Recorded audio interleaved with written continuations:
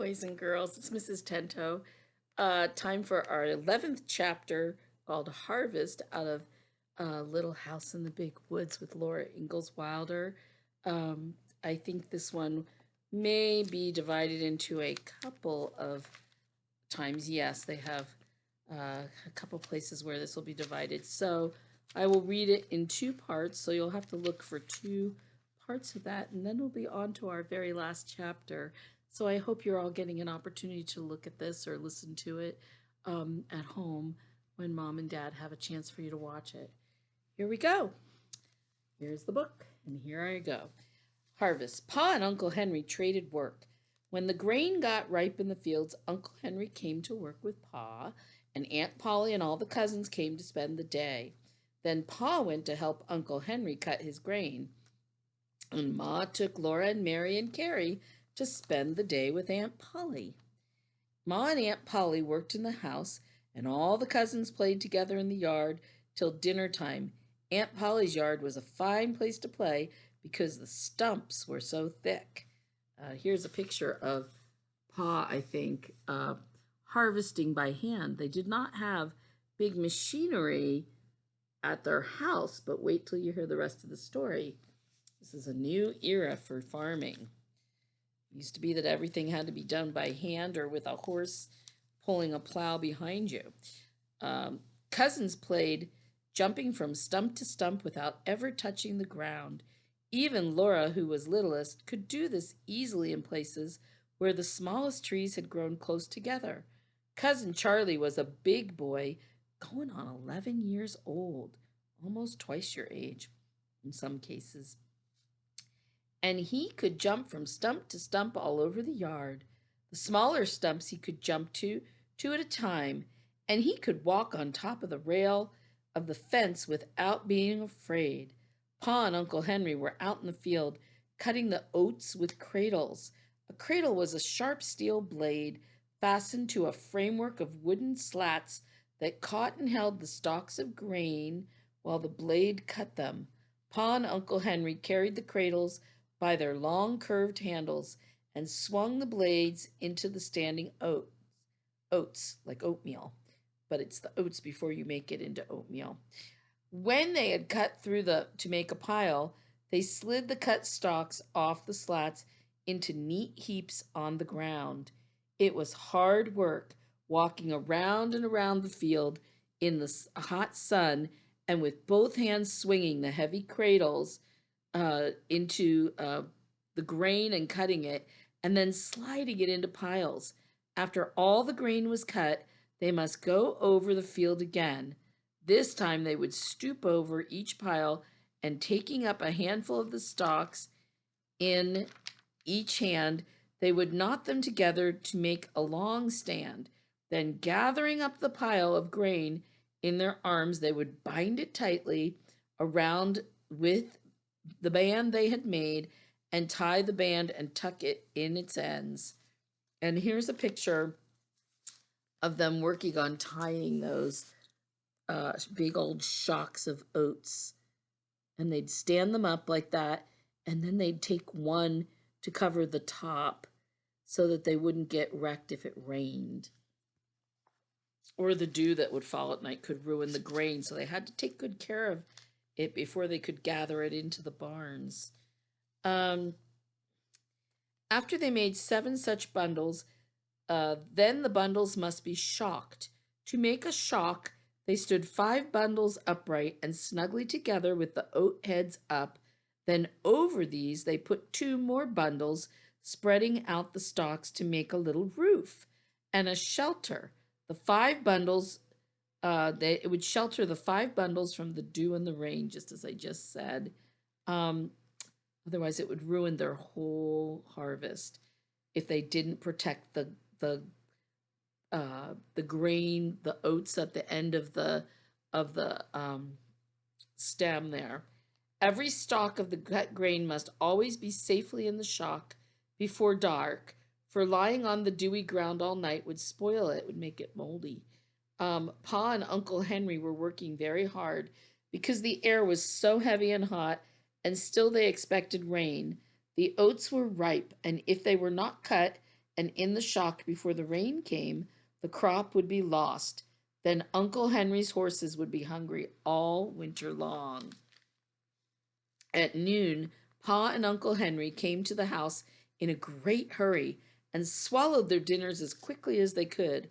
Uncle Henry said that Charlie must help them that afternoon. Laura looked at Pa. Then Uncle Henry said that when Uncle Henry said that, at home, Pa had said to Ma that Uncle Henry and Aunt Polly spoiled Charlie. When Pa was 11 years old, he had done a good day's work every day in the fields driving a team, but Charlie did hardly any work all day.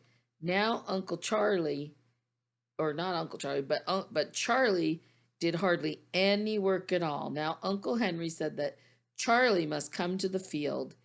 He could save them a great deal of time. He could go to the spring for water, and he could fetch them the water jug when they needed a drink. He could fetch the whetstone when the blades needed sharpening.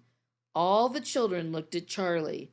Charlie did not want to go help in the hot field.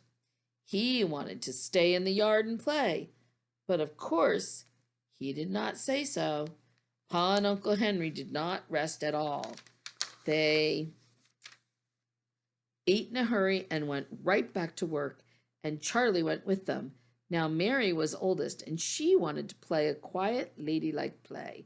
So in the afternoon, the cousins made a playhouse in the yard. The stumps were chairs and tables and stoves, and leaves were dishes, and sticks were the children. On the way home that night, Laura and Mary heard Pa tell Ma what happened in the field that day. Ooh, wait till you hear this one. Instead of helping Pa and Uncle Henry, Charlie was making all the trouble he could. He got in their way so they couldn't swing the cradles.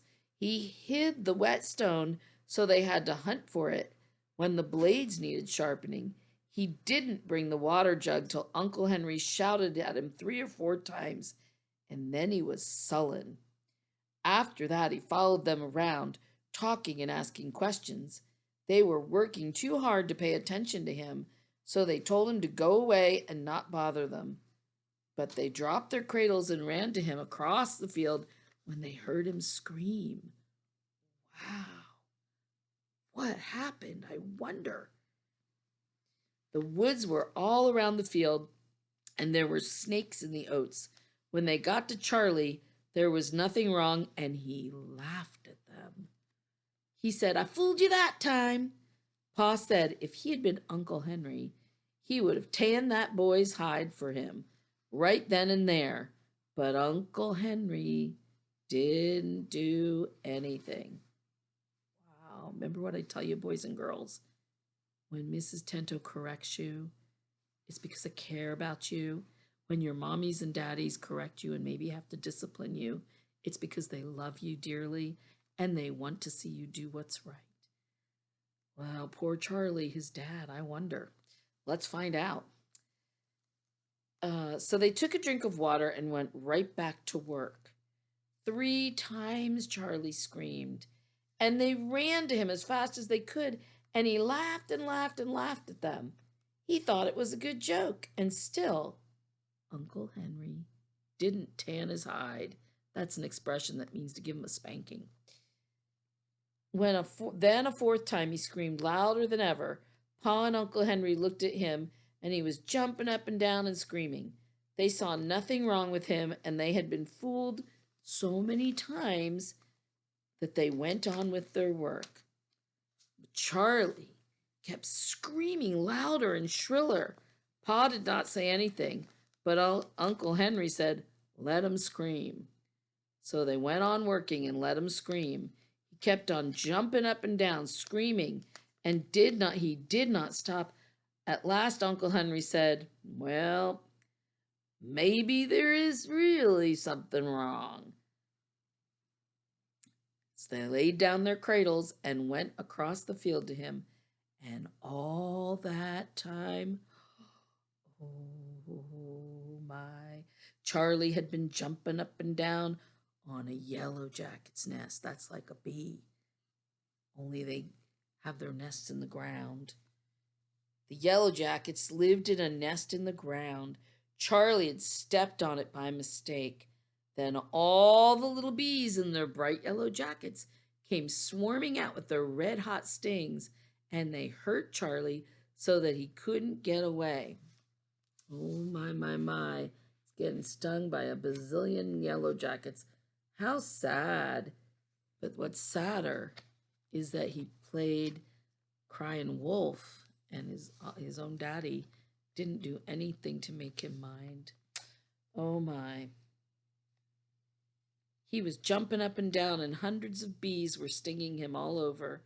They were stinging his face and his hands and his neck and his nose. They were crawling down the back of his neck and stinging. The more he jumped and screamed, the louder they stung. Pa and Uncle Henry took him by the arms and ran him away from the Yellow Jackets' nest. They undressed him, and his clothes were full of yellow jackets, and their stings were swelling up all over him. They killed the bees that were stinging him, and they shook the bees out of his clothes. And then they dressed him again and sent him to the house. Laura and Mary and the cousins were playing quietly in the yard when they heard a loud blubbering cry. Charlie came bawling into the house, into the yard, and his face was so swollen that the tears could hardly squeeze out of his eyes. His hands were puffed up and his neck was puffed out, and his cheeks were so big they were just big hard puffs. His fingers stood out stiff and swollen. There were little hard white dents all over his puffed out face and neck. Laura and Mary and all the cousins stood and looked at him. Ma and Aunt Polly came running out of the house and asked him what was the matter. Charlie blubbered and bawled. Ma said it was Yellow Jackets. She ran to the garden and got a big pan of earth. That's dirt. While Aunt Polly took Charlie into the house and undressed him. They made a big pan full of mud and plastered him with all over with it. They rolled him up in an old sheet and put him to bed. His eyes were swollen shut and his nose was a funny shape. Ma and Aunt Polly covered his whole face with mud and tied the mud on with claws. Only the end of his nose and his mouth showed. Wow. Aunt Polly steeped some herbs to give him for his fever. Laura and Mary and the cousins stood around for some time looking at him. It was dark that night when Pa and Uncle Henry came from the fields. All the oats were in the shock, and now the rain could come, and it would not do any harm. And look what happened to Charlie, the little boy who cried wolf. Remember about the story? The little boy who cried wolf. Ask your mommy and daddy to tell you about that. It doesn't pay to make up stories to people when you have an important job. It's better to be honest and do as they ask. Okay, I think that's the end of this. Let's see. Oh, nope, here's the end of it. Pa could not stay to supper. He had to get home and do milking. The cows were already waiting at home, and when cows are not milked on time, they do not give so much milk. He hitched up quickly, and they all got into the wagon. Pa was very tired, and his hands ached so he could not drive very well, but the horses knew the way home. Ma sat beside him with baby Carrie, and Laura and Mary sat on the board between them. Then they heard Pa tell about what Charlie had done. Laura and Mary were horrified. They were often naughty themselves, but they never imagined that anyone could be as naughty as Charlie had been. He had not worked to help save the oats. He hadn't minded his father quickly when his father spoke to him. He had bothered Pa and Uncle Henry when they were hard at work. Then Pa told about the Yellow Jacket's nest, and he said it served the little liar right. Wow. After she was in the trundle bed that night, Laura lay listening to the rain drumming on the roof and streaming from the eaves, and she thought about what Pa said. She thought about the Yellow Jackets, what the Yellow Jackets had done to Charlie. She thought it served Charlie right, too. It served him right because he'd been so monstrously naughty, and the bees had a right to sting him when he jumped on their house. But she didn't understand why Pa had called him a little liar. She didn't understand how Charlie could be a liar when he had not said a word. Well, I'll leave that up to you to figure that one out, and I'll see you on the next part of the story, which is called The Wonderful Machine. All right, we'll see you at the next part of the story. Bye-bye, boys and girls.